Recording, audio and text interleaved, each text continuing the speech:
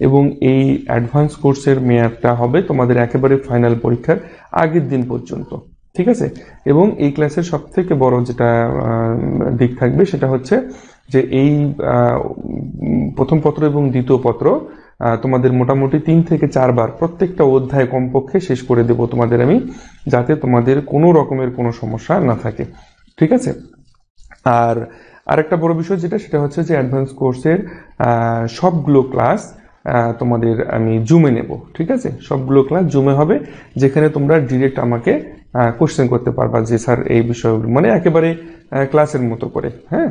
অর্থাৎ ক্লাসে যেরকম আমরা তোমাদের টিচাররা সামনে থাকি এবং তোমরা স্টুডেন্টরা আমাদের সামনে থাকো, একেবারে ডিরেক্ট ফেস টু ফেস যেরকম তোমরা কোশ্চেন করতে পারো সেইটা।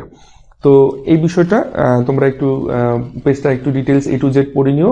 এছাড়াও যদি আরো কিছু জানতে চাও, বিনা দ্বিধায় নিঃসংকোচে নির্দ্বিধায় তোমরা আমাকে ডিরেক্ট ফোন করবে, আমার ফোন নাম্বার সেখানে দেওয়া রয়েছে, কোনো অসুবিধা নেই। ওকে, আচ্ছা, থ্যাংক ইউ সবাইকে, অনেক অনেক ধন্যবাদ। আজকের যে ক্লাস টপিকস, আমরা সেই ক্লাস টপিকসটা নিয়ে আলোচনা করি। আচ্ছা, শুরুতে আসি আমরা আমাদের ল্যাভোসিয়ে এবং ল্যাপ্লাসের সূত্র। ল্যাভোসিয়ে এবং ল্যাপ্লাসের সূত্র, তাহলে আমি একটু লিখে দিই। ল্যাভোসিয়ে ও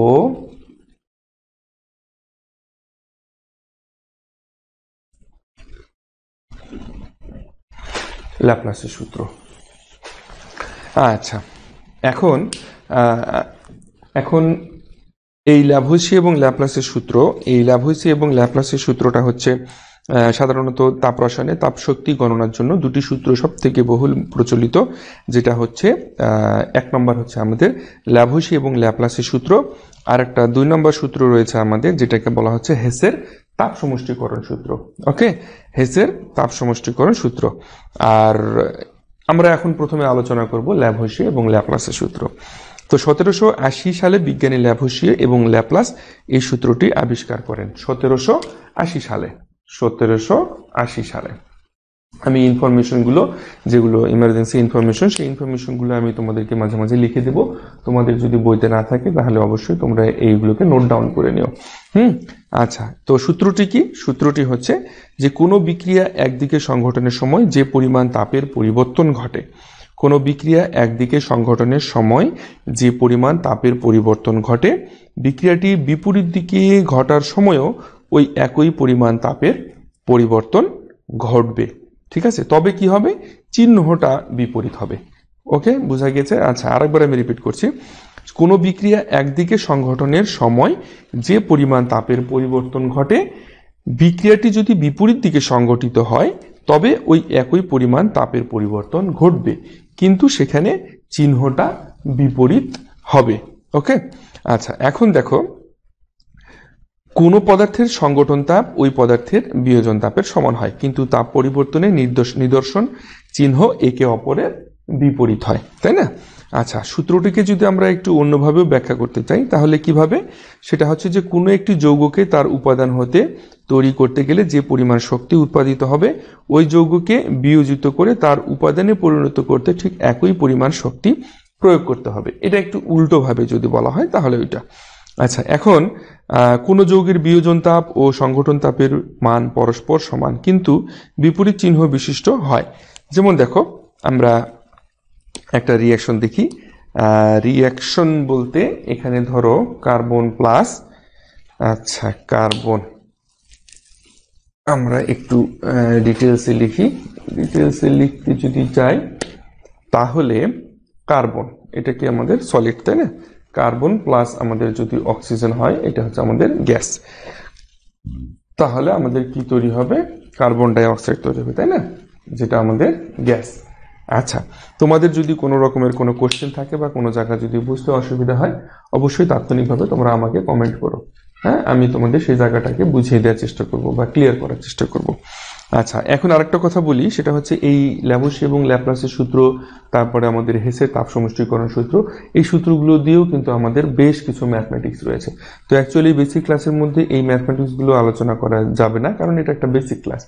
তো এই ম্যাথমেটিক্সগুলো, তারপরে সেকেন্ড পার্টের বিভিন্ন রকমের রাসায়নিক বিক্রিয়াগুলো, যেগুলো তোমাদের সহজে মনে থাকে না, সেগুলো কিভাবে ইজিভাবে পড়ানো যায়, কিভাবে সহজে তোমাদের মনে থাকবে, সেই সব কিছু ডিটেইলসে অর্থাৎ A to Z, হ্যাঁ A to Z তোমাদেরকে ওই অ্যাডভান্স কোর্সে পড়ানো হবে, দেখানো হবে।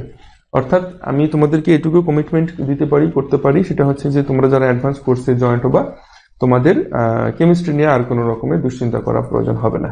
ওকে, এইটুকু বিষয় বলতে পারি।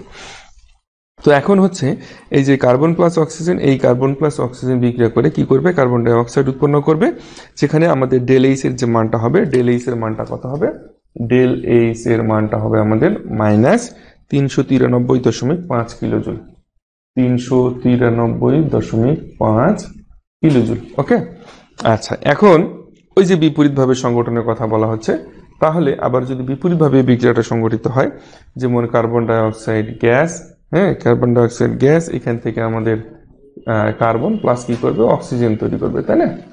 আচ্ছা, যদি কার্বন প্লাস অক্সিজেন গ্যাস তৈরি করে তাহলে এখানে আমাদের ডেল এইচ এর মান হবে এটা পজিটিভ। জাস্ট এখানে আমাদের যে ডেল এইচ এর মানটা হবে এটা হয়ে যাবে পজিটিভ, অর্থাৎ 393.5 কিলোজুল। ওকে, বুঝা গেছে? আচ্ছা, মোহাম্মদ রবিউল ইসলাম বলছো স্যার সেকেন্ড ইয়ার এর কোনো ব্যাচ আছে নাকি? দেখো, আমার এখানে আমি এমন ভাবে সিস্টেম একটা করেছি যে সেকেন্ড ইয়ার হোক আর ফার্স্ট ইয়ার হোক, এখানে তোমাদের কারোরই কোনো সমস্যা হবে না। সেকেন্ড ইয়ারদের জন্য আলাদাভাবে পড়ানো হবে এবং ফার্স্ট ইয়ারদের জন্য আলাদাভাবে পড়ানো হবে। আমি সিস্টেমটা এমন করেছি, তোমরা যদি এই কোর্সে জয়েন্ট হও তাহলে নিজেরাই বুঝতে পারবে যে আমি সিস্টেমটা কেমন করেছি। আর সব থেকে বড় কথা, আমি তোমাদেরকে যে বললাম এইটুকু, যে তোমরা জয়েন্ট হও, তোমরা যেহেতু আমি পেমেন্টটা তোমাদের একবারে নিচ্ছি না, আমি তোমাদের মাসে মাসে পেমেন্টগুলো নেব। তো তোমরা একটা মাস ক্লাস করো, একটা মাস ক্লাস করার পরে তোমাদের যদি মনে হয় যে না এখানে ভালো কিছু শিখতে পারবো না, তাহলে নেক্সট মান্থ থেকে আর কন্টিনিউ করবে না, তাহলেই হবে, তাই তো?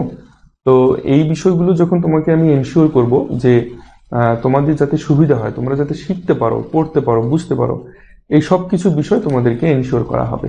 হ্যাঁ, তো আমি যখন তোমাদের আসলে একটা ফি নিয়ে একটা দায়িত্ব নেব, তখন কিন্তু আমাদের একটা দায়িত্বভার থেকে যাবে আমার। সেই জায়গা থেকে তোমাদের যাতে কোথাও কোনো জায়গা বুঝতে অসুবিধা না হয়, সেই জায়গাগুলোকে কিভাবে ম্যানেজ করতে হবে সেটা আমি জানি, আমার কাছে সেই বুদ্ধি আছে। এটা নিয়ে তোমাদের কোনো চিন্তা করতে হবে না। ওকে, আচ্ছা, তো আমার ওই লিঙ্কে গেলে তোমরা আমার ফোন নাম্বার পাবে, তোমরা সরাসরি আমার সঙ্গে ফোনে যোগাযোগ করতে পারো, কোনো অসুবিধা নেই। আচ্ছা, যে বিষয়টি বলছিলাম যে অ্যাকচুয়ালি আমরা হেসের এবং ল্যাভোসি এবং ল্যাপ্লাসের সূত্র থেকে কি জানতে পারলাম, যে কোনো একটা বিক্রিয়া যদি একদিকে সংঘটনের সময় যে পরিমাণ তাপের পরিবর্তন হয়, বিপরীত দিকে ওই বিক্রিয়াটি সংঘটিত হলে ওই একই পরিমাণ তাপের পরিবর্তন ঘটবে। আমরা এখানে দেখতে পাচ্ছি কার্বন এবং অক্সিজেন বিক্রিয়া করে কার্বন ডাই অক্সাইড গ্যাস তৈরি করছে, সেখানে আমাদের ডেল এইচ এর মান হচ্ছে -393.5 কিলোজুল। তো আমরা জানি সাধারণত ডেল এইচ এনথালপির মানটা যদি মাইনাস হয় তাহলে সেই বিক্রিয়াটা কি হয়, তাপ উৎপাদী বিক্রিয়া হয়, তাই না? তাপ উৎপাদী বিক্রিয়া হয়। আর যদি প্লাস হয় তাহলে সেই বিক্রিয়াটা কি হয়, তাপ হারী বিক্রিয়া। তো এই বিক্রিয়াটা একদিক দিয়ে সংঘটিত হচ্ছে, সেই বিক্রিয়াটাকে যদি বিপরীত দিকে সংঘটিত করা হয়, দেখো এখানে কার্বন ডাই অক্সাইড থেকে যদি আবার আমরা কার্বন এবং অক্সিজেন পাই, তাহলে ওই তাপশক্তি পরিবর্তনটা তোমার একই থাকবে, কিন্তু চিহ্নটা বিপরীত হবে। আগে যেটা মাইনাস ছিল সেটা পরবর্তীতে প্লাস হবে, আর যেটা মানটা সেই মানটা কিন্তু একই থাকবে। ওকে, আচ্ছা, এখন আমরা মোটামুটি এই যে রিয়াকশনের যে ব্যাখ্যাটা বা সূত্রের যে ব্যাখ্যাটা, এই ব্যাখ্যাটা মনে হয় তোমাদেরকে আমি বোঝাতে পেরেছি। তো আরেকটু যদি বলি তোমাদেরকে, আরেকটু 2 লাইন বা 3 লাইনের মধ্যে, যে এখানে কোনো পদার্থের উপাদান যে মৌলগুলো রয়েছে একটি অপরটির সঙ্গে যুক্ত হয়ে নতুন বন্ধন গঠন করে অণু তৈরির সময় তাপ নির্গত হয়।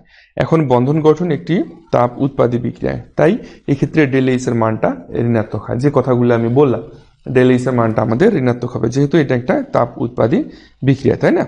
আচ্ছা, এখন এখানে যেহেতু বন্ধন গঠিত হচ্ছে, কার্বন এবং অক্সিজেন দুটো মিলে বন্ধন গঠিত হয়ে কার্বন ডাই অক্সাইড গঠিত হচ্ছে, এবং এখানে দেখো